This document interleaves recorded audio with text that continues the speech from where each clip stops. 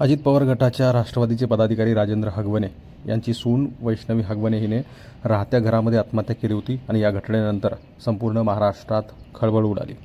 हुंडाबळी हा प्रकार या घटनेमध्ये आहे हे समोर येत असताना एक ऑडिओ क्लिप पुन्हा व्हायरल होते। वैष्णवी ही तिच्या मैत्रिणीशी बोलत असताना हा संवाद व्हायरल झालेला आहे आणि मला बदनाम करण्यासाठीचा हा कट रचला होता असं वैष्णवी हिनं आपल्या मैत्रिणीला सांगितलेलं आहे। ती ऑडिओ क्लिप व्हायरल झाली आहे। मराठी महाराष्ट्र या ऑडिओ क्लिपची पुष्टी करत नाही।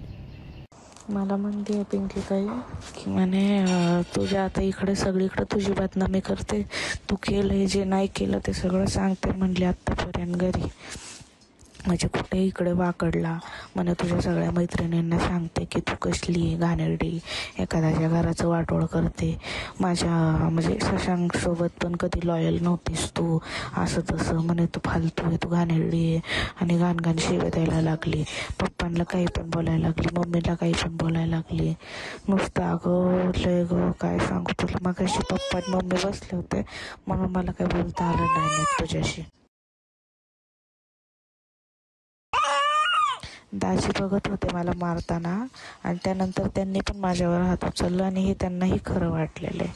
त्यामुळे मी ठरवलं आहे की मी डिवोर्स देणार आहे त्या माणसाला आणि मी सांगितलं आहे पप्पांना पण, पप्पा म्हणले आपण करू ह्याच्यावर विचार म्हणून आपण ते आल्यावर। माझा नवरा, मला एवढं शॉक वाटतं आहे, एवढं आश्चर्य वाटतं आहे की माझा नवराच माझा कधी नाही झाला, या गोष्टीचं जास्त वाईट वाटतं आहे। सासू सासरे काय ते तसेच वागतात असं, पण त्यांचं कामच असतं असलं वागणं, पण ज्याच्यामुळे मी त्या घरात गेले ना, लई चुकलं आहे माझं, मी सगळ्यांना विरोध करून लग्न केलं ना, तिथं चूक झाली माझी। सगळं बोलण्याच्या समजण्याच्या पलीकडं गेलं आहे अगं, तुला ही छोटी गोष्ट वाटते का गं?